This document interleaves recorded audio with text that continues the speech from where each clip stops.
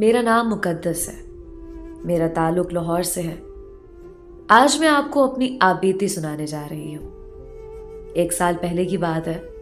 آپ کو بتانا چاہتی ہوں کہ جب کسی لڑکی کی شادی کی عمر ہو جائے تو اس کے والدین کو اس کی شادی کی کتنی فکر لاحق ہوتی ہے. کیسے کیسے وسوسے اور اندیشے لاحق ہو جاتے ہیں.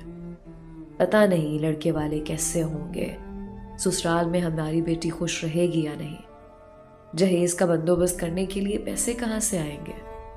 یہ وہ پریشانیاں ہیں جو ہر جوان بیٹی کے والدین کا مشترکہ اثاثہ ہے. میری والدہ اپنا بڑا خیال رکھا کرتی تھی. بالوں میں مہندی لگانا اور بال سنوار کر رکھنا ان کا معمول تھا. لیکن جب سے میں نے جوانی کی دہلیز پر قدم رکھا تھا، والدہ کو اپنی فکر بھول گئی تھی. اب انہیں صرف میری فکر تھی. ہمارا خاندان بڑی مشکل سے گزر بسر کر رہا تھا. امی سارا دن سلائی کی مشین چلاتی تھی، پھر کہیں گھر کا خرچہ پورا ہوتا تھا. اپنی ماں کا جھریوں زدہ چہرہ دیکھ کر میرا دل خون کے آنسو روتا تھا. گھر میں غربت کے ڈیرے تھے. ایسا نہیں تھا کہ میرے لیے رشتوں کی کمی تھی، بلکہ امی نے تو ایک جگہ میری بات بھی پکی کر دی تھی. لڑکے والے ضد کرنے لگے کہ جلد شادی کرنی ہے، لیکن ہمارے ہاں اتنے پیسے نہیں تھے جلدی شادی کا انتظام کر سکے. مگر حالات کی ستم ظریفی دیکھیے کہ ہم بڑی مشکل سے اپنے گھر کی دال روٹی پوری کر رہے تھے، مگر لڑکے والے امی پر پریشر ڈال رہے تھے کہ شادی کے لیے جلدی کریں. امی کو یہ فکر کھائے جا رہی تھی کہ میرا جہیز کہاں سے لائیں گی، شادی کے اخراجات کہاں سے پورے ہوں گے. میری فکر میں ان کے چہرے کی جھریوں میں مزید اضافہ ہو گیا تھا. ان کا چہرہ دیکھ کر ایسا لگتا تھا جیسے کوئی ارکان کی مریضہ ہو. غم، دکھ اور مصائب انسان کو وقت سے پہلے بوڑھا کر دیتے ہیں. میری والدہ کو بھی کر دیا تھا.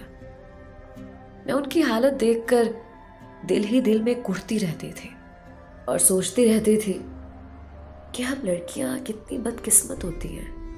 ہماری وجہ سے ہمارے والدین وقت سے پہلے بوڑھے ہو جاتے ہیں، کیونکہ انہیں ہمارے جوان ہوتے ہی ہمارے ہاتھ پیلے کرنے کے ساتھ ساتھ جہیز کا بندوبست بھی کرنا ہوتا ہے. میں پوسٹ گریجویٹ تھی، اس لیے اپنی امی کی اور گھر کی ذمہ داری اٹھانا چاہتی تھی. مگر پاکستان جیسے ملک میں جہاں بے روزگاری کی شرح عروج پر تھی، مجھے کون روزگار دیتا. میں سوشل میڈیا پر نوکری وغیرہ کے اشتہار دیکھا کرتی تھی. ایک دن میں نے انسٹاگرام پر جاب کا ایڈ دیکھا، لائف ان مکہ. میں نے فوراً میسج کیا اور اپنی تعلیمی قابلیت بتائی. دوسری طرف سے رپلائی آیا کہ تجربہ کتنا ہے ای کامرس میں. میں نے میسج کیا کہ تجربہ نہیں ہے، مگر مجھے اس جاب کی اشد ضرورت ہے. میں ان کو بار بار درخواست کر رہی تھی. میں اس وقت بڑی مجبوری میں ہوں. دوسری طرف سے کچھ دیر تک رپلائی نہیں آیا.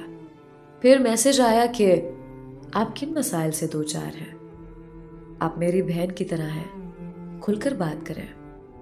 میں نے اپنے تمام حالات کے بارے میں بتایا اور کہا کہ مجھے اس جاب کی اس لیے بھی ضرورت ہے کہ مجھے اپنی شادی کے لیے جہیز کا بندوبست کرنا ہے. میں نہیں جانتی تھی کہ دوسری طرف بات کرنے والے کون تھے، مگر انہوں نے مجھے بہن کہا تو ایک اپنائیت کا احساس ہوا، اس لیے ان سے سب کچھ کہہ گئی.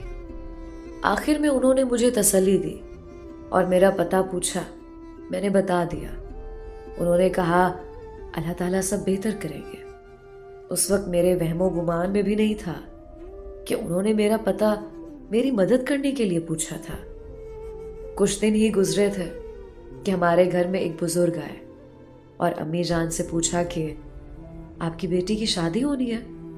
امی جان نے حیرت سے جواب دیا، جی ہاں، میری بیٹی مقدس کی شادی ہونی ہے. اس بزرگ نے امی کو 2.5 لاکھ کی رقم دی. بزرگ نے امی جان کو بتایا کہ مقدس کا انسٹاگرام پر ایک لڑکے سے رابطہ ہوا تھا. یہ رقم اسی لڑکے نے بھیجی ہے. امی جان کے بار بار اصرار کے باوجود بزرگ نے اس لڑکے کے بارے میں کچھ نہیں بتایا. बस इतना बताया कि वो लाहौर से है। बुजुर्ग पैसे देकर चले गए। जब मुझे इस बारे इल्म हुआ तो मैं हैरान रह गई। यकीन ही ना आया कि दुनिया में ऐसे इंसान भी होते हैं। बहरहाल उन पैसों से हमारे सब मसाइल हल हो गए। अम्मी ने मेरी शादी भी कर दी, मगर मैं अपने मसीहा को कभी नहीं भूल पाई। उनका इंस्टाग्राम अकाउंट भी लाइफ इन मक्का के नाम से था। मैंने उन्हें इंस्टाग्राम पर बहुत मैसेज किए, मगर कोई जवाब नहीं आया।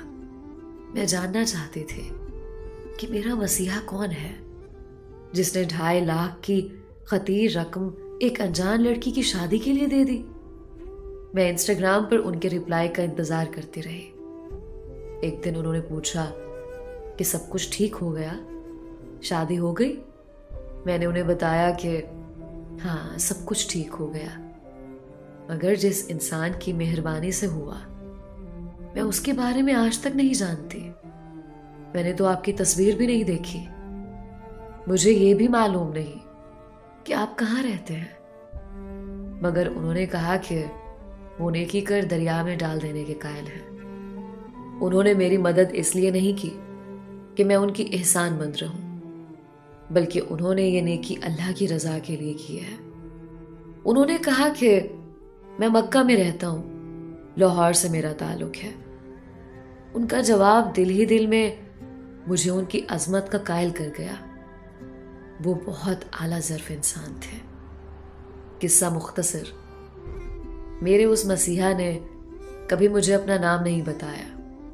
मैं इंस्टाग्राम पर मक्का मुकरमा की सारी वीडियोस देखती हूँ। मैं उसके बारे में आज भी अनजान हूँ, मगर इतना ज़रूर जानती हूँ कि वो फरिश्ता सिफत इंसान एक अजीम इंसान है, जो दूसरे की मदद भी करते हैं तो सामने आए बगैर। शायद ये दुनिया इन्हीं जैसे इंसानों की वजह से चल रही है।